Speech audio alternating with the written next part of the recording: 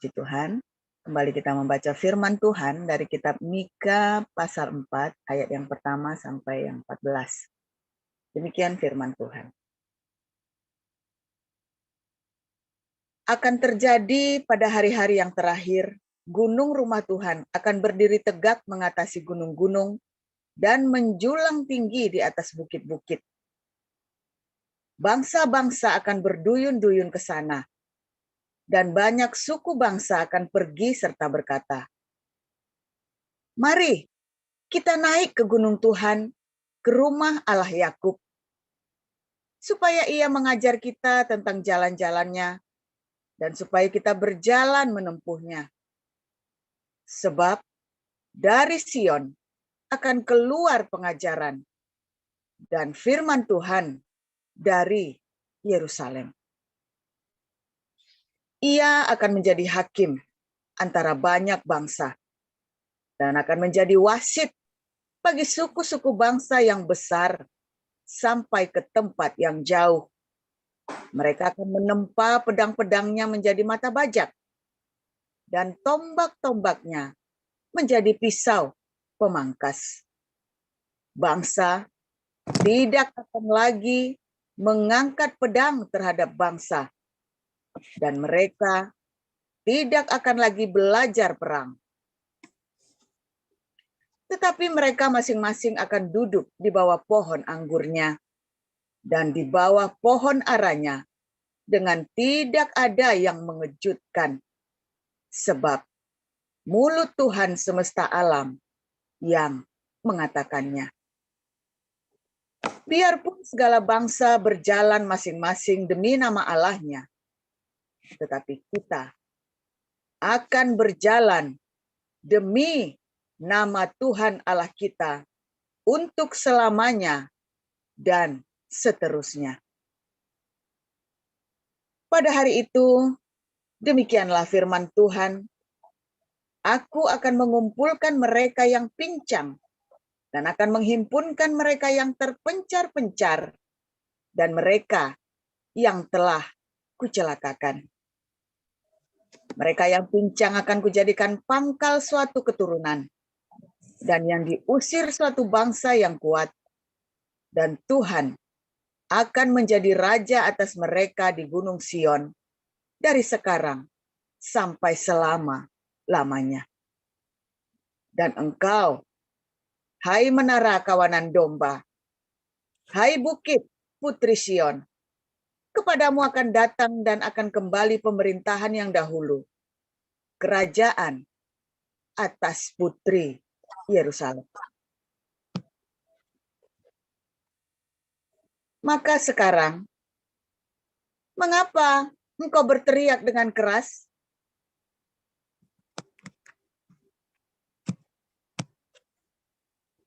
Tiadakah raja di tengah-tengahmu? Atau sudah binasakah penasehatmu sehingga engkau disergap kesakitan seperti perempuan yang melahirkan? Menggeliatlah dan mengaduhlah, hai putri Sion, seperti perempuan yang melahirkan.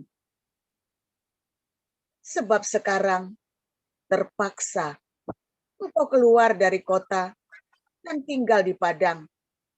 Terpaksa engkau berjalan sampai Babel. Di sanalah engkau akan dilepaskan. Di sanalah engkau akan ditebus oleh Tuhan dari tangan musuhmu. Sekarang banyak bangsa berkumpul melawan engkau dengan berkata, biarlah dia dicemarkan, biarlah mata kita puas memandang Sion. Tetapi mereka itu tidak mengetahui rancangan Tuhan. Mereka tidak mengerti keputusannya, bahwa Ia akan menghimpunkan mereka seperti berkas gandum ke tempat pengirikan. Bangkitlah dan iriklah, hai putri Sion, sebab tandukmu akan kubuat seperti besi, dan kukumu akan kubuat seperti tembaga, sehingga engkau menumbuk hancur banyak bangsa. Engkau akan menghususkan rampasan mereka bagi Tuhan dan kekayaan mereka bagi Tuhan seluruh bumi. Sekarang, engkau harus mendirikan tembok bagimu. Pagar pengepungan telah mereka dirikan melawan kita. Dengan tongkat mereka memukul pipi orang yang memerintah Israel. Ya, silakan Bu Salma lanjutkan. Baik, saya akan bacakan kebenaran firman Tuhan dari Wahyu 12 ayat 1 sampai 17. Beginilah firman Tuhan. Maka tampaklah suatu tanda besar di langit.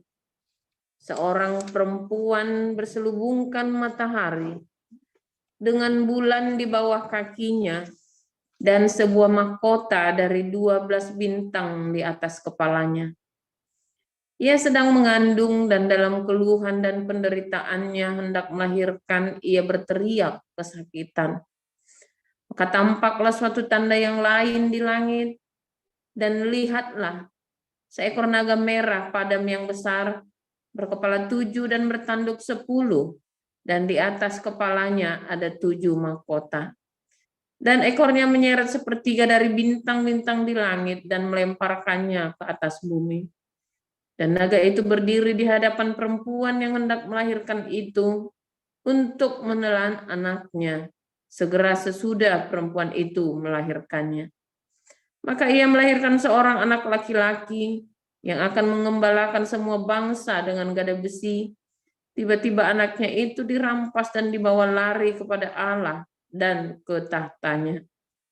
Perempuan itu lari ke padang gurun, di mana telah disediakan suatu tempat baginya oleh Allah, supaya ia dipelihara di situ 1260 hari lamanya. Maka timbullah peperangan di surga. Mikael dan malaikat-malaikatnya berperang melawan naga itu. Dan naga itu dibantu oleh malaikat-malaikatnya, tetapi mereka tidak dapat bertahan. Mereka tidak mendapat tempat lagi di surga. Dan naga besar itu, si ular tua yang disebut iblis atau Satan, yang menyesatkan seluruh dunia, dilemparkan ke bawah. Ia dilemparkan ke bumi bersama-sama dengan malaikat-malaikatnya.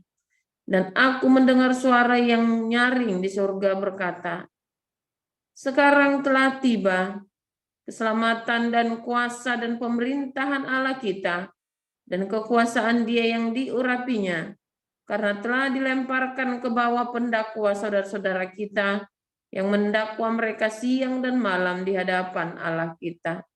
Dan mereka mengalahkan Dia oleh darah anak domba dan oleh perkataan kesaksian mereka. Karena mereka tidak mengasihi nyawa mereka sampai ke dalam maut. Karena itu bersukacitalah, hai surga dan hai kamu sekalian yang diam di dalamnya.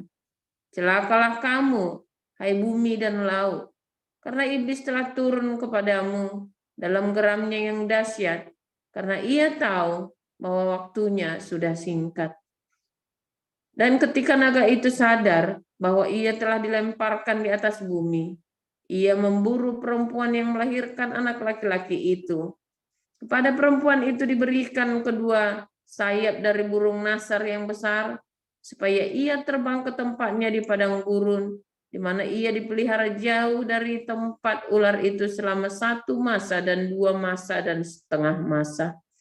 Lalu ular itu menyemburkan dari mulutnya air sebesar sungai ke arah perempuan itu, supaya ia dihanyutkan sungai itu.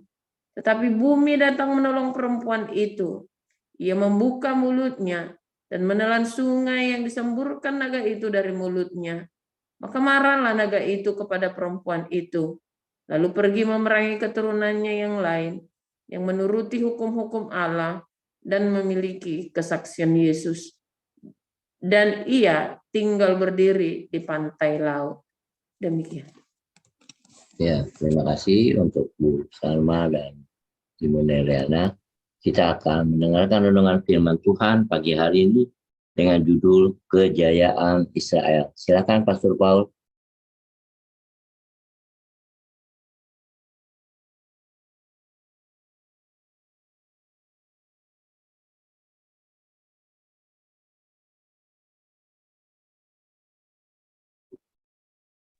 Oke, haleluya, luar biasa firman Tuhan selalu.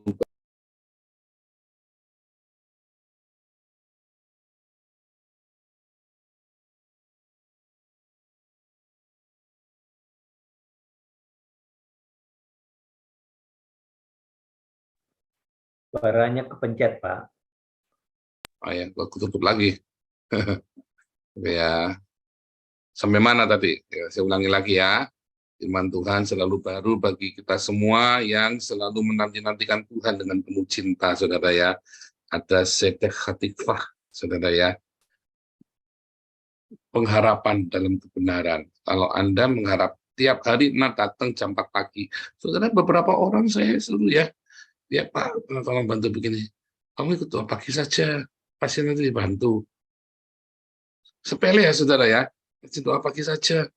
Saudara, dalam masa-masa saya lagi susah, saya tuh nggak ditolongin orang saudara ya. Tapi saya doa pagi, saya rajin doa pagi. Serius saudara ya, masa-masa kita lagi benar-benar kita pasti pergi cari Tuhan jam 4 pagi, doa pagi saudara. Beneran saudara ya. Itu benar-benar, wah, orang prihatin saudara. Itulah kenapa saya suruh doa pagi, karena saya melewati masa-masa doa pagi, saudara, jam 4 pagi. Beneran, tanya Bu Aning tuh Semarang tuh ya, Bu Aning yang rumah Shalom itu. Serius, tiap hari kita nggak absen doa pagi di rumah, masih bau kencing, masih bau di panti asuhan itu kan doa paginya kan. Tapi melewati masa-masa itu, saudara, kita nggak main-main ya. Kita melewati masa-masa. Dan doa pagi itu sangat efektif, saudara ya. Sangat luar biasa. Ketika kamu pagi-pagi buka, ya lalu mulai ya dengan orang nyembah ya sambil doa, sambil ngantuk-ngantuk ya saudara ya. Ya sambil nyembah Tuhan sambil berdoa, ikutin orang berdoa, ikutin saudara ya. Daripada kamu tidak bisa tidur, daripada udah karu-karuan, tidur sore-sore sekalian, doa pagi bangun-bangun, ya kan? Habis doa pagi nanti jalan jogging saudara. Nanti tak hutang, biarin saja. Nanti ada ini masalah suamiku gimana, nanti istriku, ya sudah biarin saja.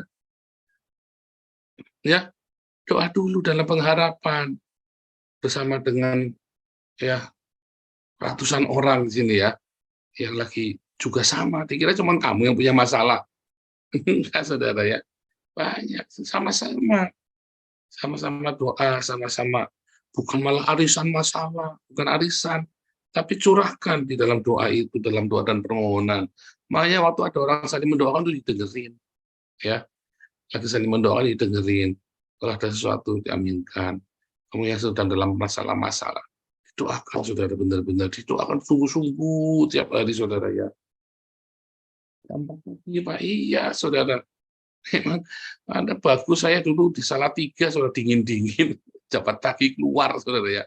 Keluar dari Ngawen, saya naik motor turun, saudara. Serius, beneran ya. Jam 4 pagi kita doa paginya dulu di Salatiga, saudara. Dingin-dingin, dari Ngawen saya turun naik motor, saudara. Benar-benar dingin. Ya kita juga, oke, saudara percaya saya, doa pagi itu luar biasa sekali, saudara. Jam 4 pagi ya. Pak, nggak disuruh keluar. Di sini, ya, kita sampai ngantuk-ngantuk ditenggoni kalian ya, kita menggoni kalian sampai ngantuk-ngantuk, Pak Hafiz sama saya, Pak Andreas yang di Eropa ini ya.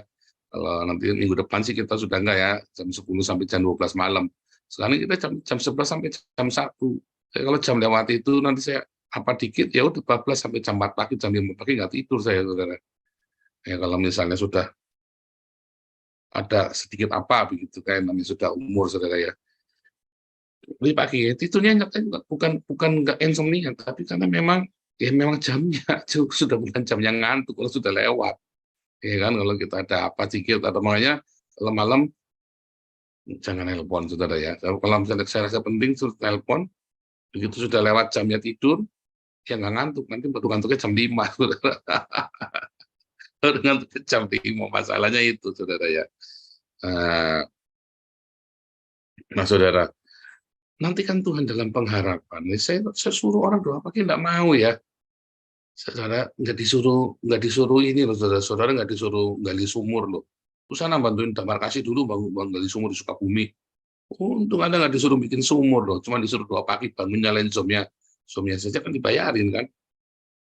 Tapi aneh ya saudara ya, bisa nggak mau ya. Nah itu saudara, dari situ kan kita ngerti sebetulnya. Ada orang yang punya mental cuma minta saja, ada orang cuma datang doa pagi loh saudara. Ya kan? Datang cuman saudara tidak perlu keluar dari kamarmu, bahkan cuma nyalain handphone saja saudara. Yang penting ya boleh dicas. Bahkan kalau Anda nggak punya uang, internet pulsanya diberi, saudara, dikirim, saudara. Serius saudara ya. Asal Anda rajin. Sekali Anda absen ya seminggu, ya kita nggak kasih lagi. Minta lagi, iya tuh ya nanti. Jangan absen ya. Jangan terus pulang-pulang terus. Kita tuh mendisiplin Anda, bukan mengikat Anda, tapi kita mendisiplin Anda supaya Anda punya disiplin ya tiap hari, paling nggak ingat, supaya Anda jangan kalap. Wah, saya mau nyembelih orang nih, wah, ini orang kurang ngajar nih. Karena kalau lagi banyak masalah itu kalap, saudara. Saya ngalamin, saudara.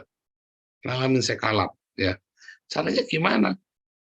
Jadi doa, waktu doa itu kita dengar firman Tuhan kadang-kadang ya.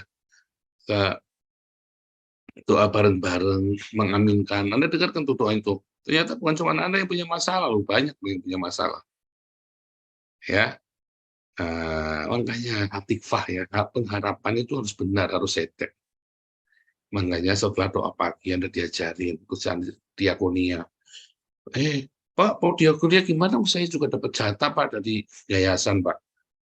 Nah, jangan minta lagi. Jatahmu itu kamu bagi, itu diakonia.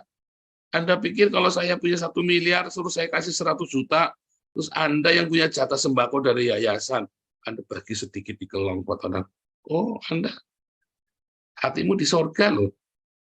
Kalau Anda punya 1 miliar, Anda punya gaji 1 miliar, punya penghasilan 1 miliar, Anda kasih 500 juta, saudara ya, buat pekerjaan Tuhan. Itu bukan sedekah, saudara. Biasa itu, saudara. Kamu punya 1 miliar, kasihkan 500 juta. Biasa, nggak sakit, saudara. Kalau sakit, ya berarti Anda calon neraka. Kalau sakit, itu berarti Anda calon neraka. Biasa. Tapi kalau Anda cuma mungunge itu cuma itu saja, ya cuma dapat sembako beras 5 kilo, ya terus apa-apa tadi ya, begitu lihat ada orang terus tak masakin kamu tiap hari aku ngasih bungkus, tak bungkus ke nasi 1 porsi yang masih anget. Anda cuma jatah dapat yayasan, ya sembako, ya Anda ngeliat orang miskin, ada tekad dalam hati, tak masakin ya, kamu tak kasih nanti. Aku tak masak, ada minyak, ada sembako, ada gula teh, ada beras, tak masakin. Kamu nanti tak kasih. Tiap malam, kamu kasih dia, saudara. Wah, rasanya kan, cukup nggak ya, cukup nggak ya, cukup nggak ya, cukup, saudara. Turah, saudara. Jangan tak percaya saya. Kita ngelewatin masa-masa itu, saudara. Saya kalau ngomong ngajari Anda, saya ngelewatin masa-masa itu, saudara ya. Saya lewati masa-masa itu. Kalau nggak cukup gimana? Berarti kamu kudu puasa siang. Puasa cukup, berarti kamu kudu puasa karena kamu kan malas puasa kan. Nah, itu ada masa-masanya. Saya juga sama. Ya, saya pernah cerita mana ya 1 tahun saya makan sehari cuma sekali. Ya, selain memang udah nggak doyan makan karena memang lagi banyak masalah, kedua juga pas-pasan di rumah. Saya ngalamin, saudara ya, habis-habisan, benar-benar habis. Ya, sampai mau ketemu orang aja takut, malu, saudara. Saya ngalamin, saudara ya, 1 tahun itu. Sampai Tuhan pulihkan saya. Begitu Tuhan pulihkan saya, ya beginilah saya ya. Hari ini jadi dokter di Haifa. Bukan nyombong, saudara. Saya cerita dari nol, dari pahit, sampai Tuhan pulihkan. Yang namanya pemulihan itu namanya kelimpahan. Dalam kelimpahan pun saya tetap berdiakonia. Kalau saya lagi kasih tahu Anda, bukan saya lagi pamer, saya lagi cerita, saya ngalamin. Lu bilang pamer, angel ya saudara, dasar orang bebal, kalau diajarin, pamer. Dibilang pamer, saudara, pernah ada yang ngacu, ikut pamer, nggak boleh tahu Pak, tangan kanan memberi tangan kiri, nggak boleh tahu. Nah itu dasar orang bebal itu, saudara ya. Kita lagi ngasih tahu, ngajarin. Dasarnya kan orang-orang ini kan nggak mau, saudara. Makanya ya sudah, saya juga nggak mau debat. Kamu mau jalanin syukur, nggak mau jalanin ya sudah. Kan nasib-nasibmu sendiri. Iya nggak? Nah itu, saudara. Itu yang terjadi kalau kita lagi ngomong masalah Israel sama Hamas ini ya. Orang ngotot nih, orang Indonesia ya. Udah goblok, tolol, ya kan? Nggak ngerti sejarah. Pokoknya olo, pokoknya bener Hamas. Ya, hari pertama Hamas, Allahu Akbar. Hari kedua, saudara ya, wah rasain Israel, wah diazab Allah. Hari ketiga, saudaramu masih, saudara ya. Ya, hari ketiga masih, wah pesta pora. Hari keempat mulai gitu jari, saudara diem. Hari kelima, keenam, ketujuh, hari ketujuh demo. Wah, Israel biadab membunuhi anak-anak Palestina. Hari ke-8, ke-9, hari ke-15. Wah, kejahatan senjata. Iya enggak, saudara. Itu mah sudah kamar hitam. Kan sudah dari awal sudah bilang, awas nanti dibales kamu. Sampai videonya saya di-strike, saudara ya. Gara-gara video balas, rupanya ada yang kesindir, orang di YouTube, admin di YouTube itu kesindir. Saya di-strike gara-gara itu, saudara ya.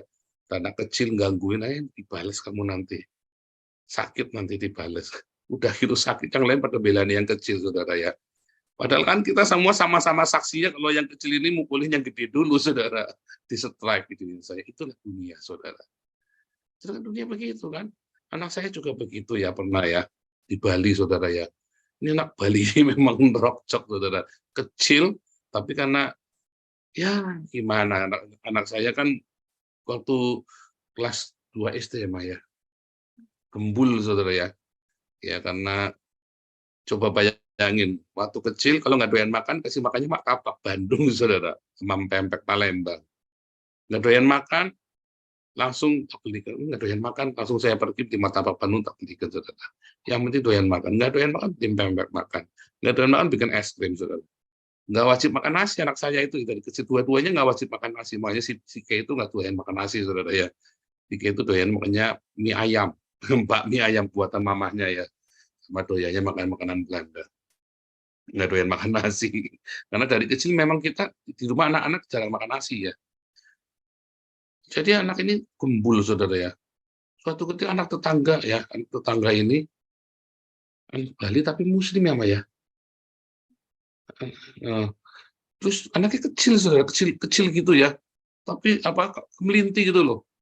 Terus anak saya suka dipukulin gitu ya, persis kayak gitu. Makanya saya lihat itu video itu dikirim ya, saya senang sekali kayak si Wise. Saya bilang, En kamu nggak berani sama itu, En. Kalau saya bercerita pulang, dia itu nakal mah. Tadi dipukul, aku tadi begini. Kamu nggak berani, En. Saya kan sampai takut kan, aduh kenapa nih anak nih? Kamu nggak berani. Bukan nggak berani, Papa bilang, jangan berkelahi, cari teman yang banyak. Aduh iya ya, En ya. Gimana, En? Kamu jangan berkelahi. Kamu lari yang kenceng ditabrak, En. Saya bilang begitu ya. Benar ya, suatu ketika anak saya benar ya, nakal sekali ya. Terus lagi bentengan gitu ya, main bentengan, rame-rame anak kampung itu ya di Denpasar waktu itu kami itu. Si Wasu lari ditarget, lari kenceng-kenceng ya ditabrak. Terus ya pulang, mission accomplished, saya bilang begitu, saudara ya. Puas banget dia nabrak. Memang saya nggak boleh anak saya berkelahi, saudara ya. Soalnya saya tahu bapaknya Anan itu tukang kelahi, saudara. Bapaknya saya juga tukang kelahi. Saya khawatir, saudara ya. Saya khawatir. Karena kita dari tukang kelahi semua.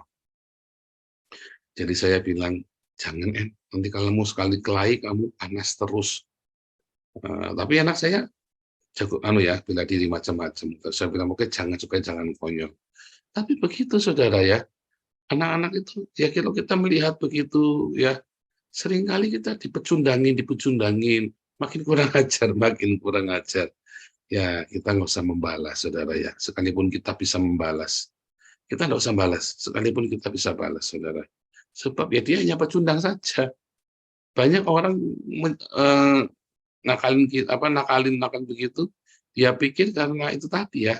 Dia pikir karena dia bisa mempecundangi, kitanya diam, kita tinggi besar atau tapi kembu, atau orang Tegal bilang kembu, nggak bisa apa-apa. Oh bukan, karena saya tahu kekuatan saya kalau balas kamu.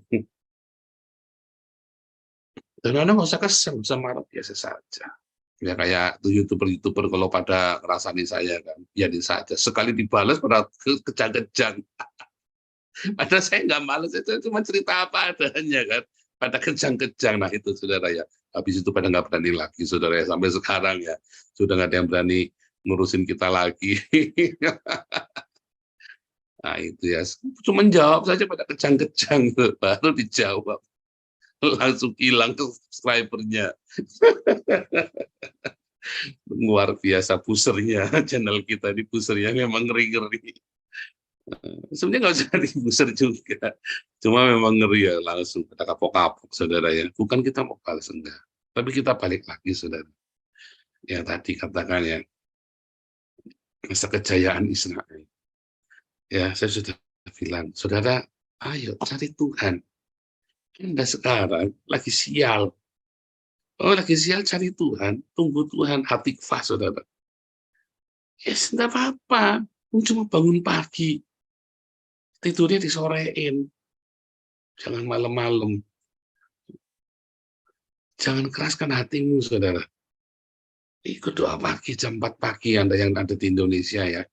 Kan kita 80% ya, 80 sekian persen di Indonesia. Ikut doa pagi. Ikutin doa, saudara. Anda masih membutuhkan bantuan. Kita bukan mengikat, tapi kita berdoa. Dan kita mendengar firman Tuhan. Supaya kamu dengar.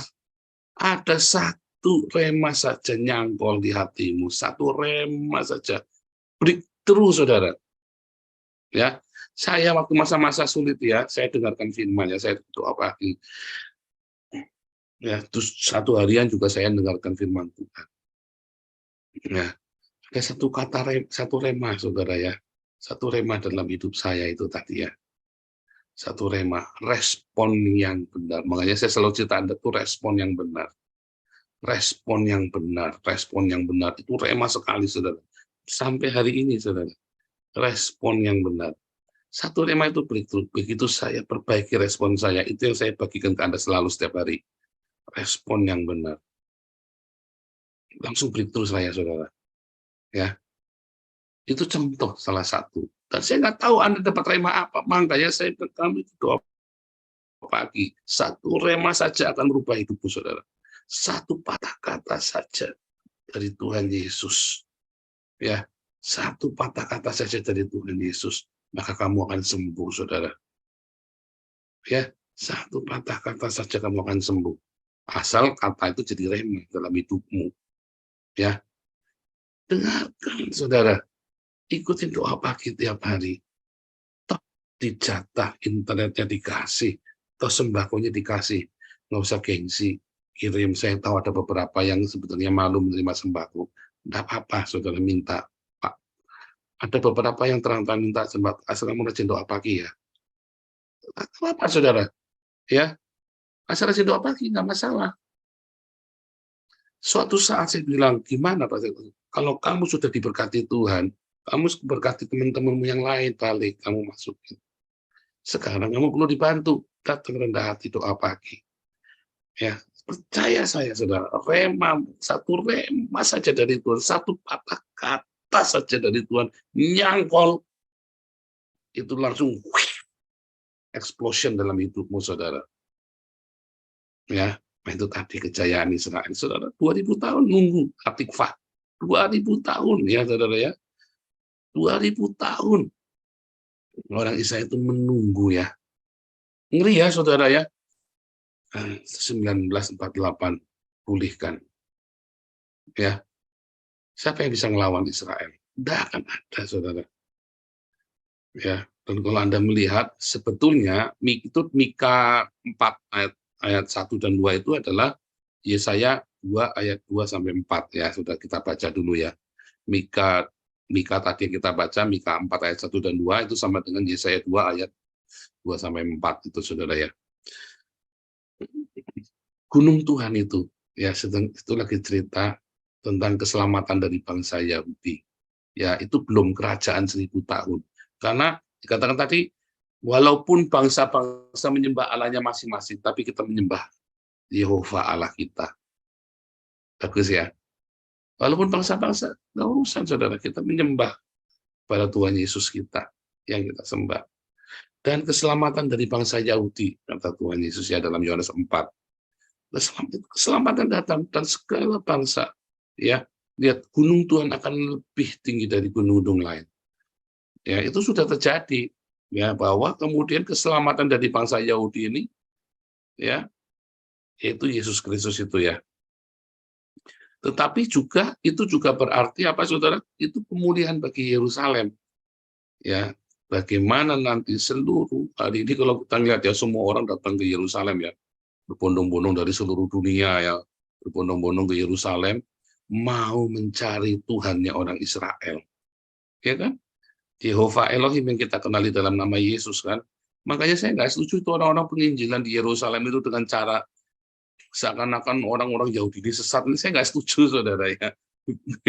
Salah banget itu ya, salah banget. Mungkin jadi kekeran ya, akhirnya jadi kekeran saudara ya. Sudah berapa kali kita jelaskan. Tapi yang mau saya garis bawahi ya, suatu ketika ya, dia katakan tadi ya, in the future days ya, dikatakan vehaya tadi ya, vehaya be'aharit hayamim. Nah, di akhir zaman, suatu ketika, yihye terjadi, saudara. Terjadi, saudara. Suatu ketika hidupmu juga sama. Ya vehaya be'aharit hayamim.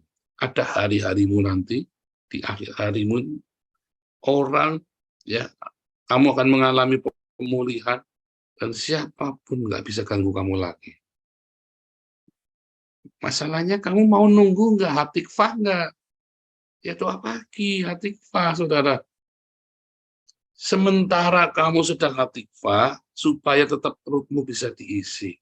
Makanya saya bilang, ayo doa pagi, tetap dikirim sembako. Supaya Anda tenang, terus kerja, kurang tetap kerja, nggak apa-apa. Pak, ngojek kurang, Pak. Nggak cukup, nggak apa-apa, kan kamu dikirim sembako. Sambil kamu tekun, sambil dengarkan firman Tuhan.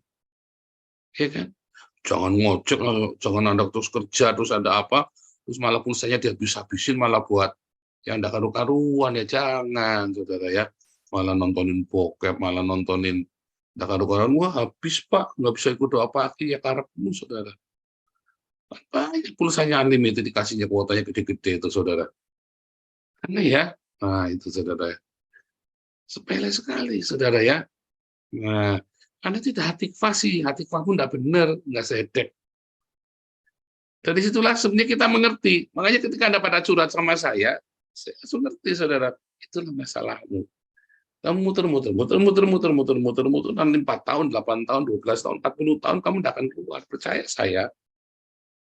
Tapi kalau hatikvahmu benar, ya, hatikvahmu benar, ya maka kamu akan masuk dalam Kanaanmu nanti, saudara. Akan ada terobosan dalam hidupmu. Percaya saya. Anda, semoga saya pernah nantang Anda. Yang sudah 2 tahun kemudian belum terobosan, kamu bilang sama saya. Tak kasih tahu masalahmu di mana. Ya kan? Jangan ngomong, kayak saudara. Banyaknya sudah dipulihkan. Karena gampang, saya nebaknya gampang. Saya ngomong aja kita berapa kali itu, masalahmu di sini. Ya saya nggak tahu ya, ada yang kembali ke Allah, Pak, luar biasa. Ada yang kembali, ada yang nggak kembali. Ya sama ya kan, 10 orang kusta, yang 1 kembali, yang 9 nggak balik. Saya juga nggak berharap Anda berterima kasih, bukan. Tapi saya juga pengen tahu ya bagaimana perkembanganmu. Ya supaya saya bisa cerita, kita doakan. Saya doakan loh kalau ada orang sih, ya Anda konseling dengan saya, ya saya galak saudara kalau konseling orang, tapi saya doakan. Tapi masalahnya memang orang-orang ini ya dasarnya bukan mau mencari kebenaran, tapi mencari pembenaran buat kedagingannya dia. Ya susah. nggak bisa diomong kalau udah begitu. Ya itulah masalahmu.